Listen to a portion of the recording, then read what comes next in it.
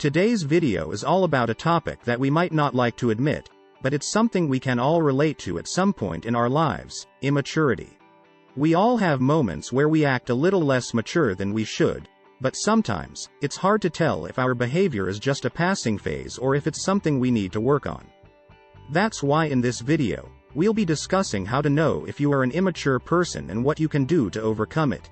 So, whether you're a young adult navigating through life or a seasoned pro looking to improve your self-awareness, this video is for you.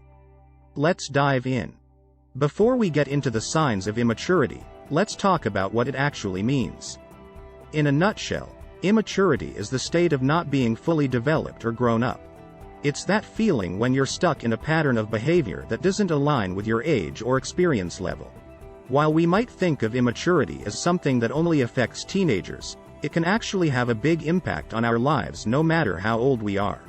When we act immaturely, we might struggle with communication, emotional regulation, and taking responsibility for our actions.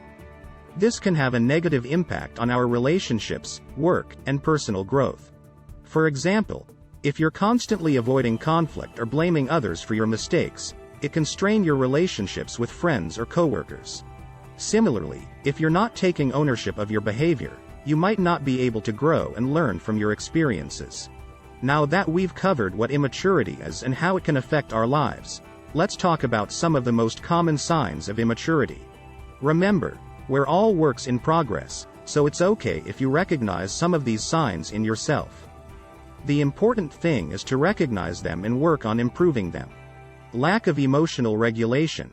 This is when you struggle to control your emotions and might have frequent outbursts or meltdowns.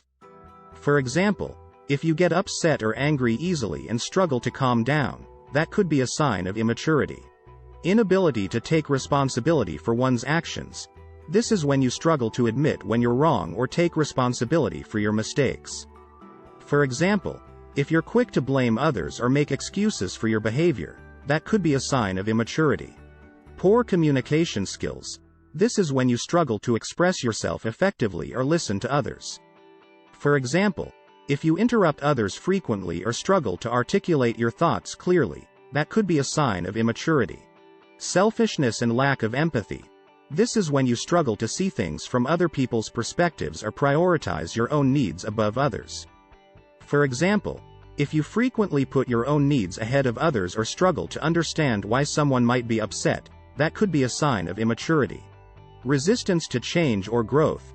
This is when you struggle to adapt to new situations or take risks. For example, if you always stick to your comfort zone or avoid trying new things, that could be a sign of immaturity. It's important to note that we're all going to struggle with some of these signs at different points in our lives. But recognizing them is the first step to improving them. So, take some time to reflect on which of these signs might resonate with you and think about what you can do to work on them. Remember, personal growth is a journey, not a destination. Now that we've identified some of the signs of immaturity, let's talk about how to overcome them. It's important to remember that personal growth takes time and effort, but with some dedication, you can work towards becoming a more mature and well-rounded individual. Practicing emotional intelligence. This means being aware of your emotions, regulating them, and expressing them in healthy ways. Some practical ways to practice emotional intelligence include mindfulness meditation, journaling, and therapy. These practices can help you become more self-aware and better able to handle your emotions. Learning to take responsibility for one's actions. This means admitting when you're wrong, apologizing, and making amends when necessary. If you struggle with this, try to shift your mindset from one of blame to one of accountability. Take ownership of your actions and make a plan to do better next time. Improving communication skills. This means learning to listen actively, speak clearly and respectfully, and express yourself effectively. Some practical ways to improve communication skills include taking a public speaking or debate class, practicing active listening with friends and family, and seeking feedback on your communication style. Cultivating empathy and compassion. This means putting yourself in someone else's shoes and trying to understand their perspective. Some practical ways to cultivate empathy and compassion include volunteering, practicing gratitude, and seeking out diverse perspectives. Embracing change and seeking personal growth. This means being open to new experiences, taking risks, and learning from your mistakes. Some practical ways to embrace change and seek personal growth include trying new hobbies or activities, setting goals for yourself, and seeking out mentorship or coaching. Remember, there's no one-size-fits-all solution to overcoming immaturity. It's important to experiment with different strategies and find what works best for you. And most importantly, be patient and kind with yourself throughout the process. As we wrap up this video, I want to encourage you to take some time to reflect on your own behavior and consider whether you exhibit signs of immaturity. We all have areas we can work on, and there's no shame in recognizing that we have some growing to do. But here's the good news. It's never too late to work on personal growth and become a more mature person. Whether you're in your 20s, 40s, or beyond, there's always room for improvement. And the fact that you're watching this video and seeking out ways to better yourself is a great first step.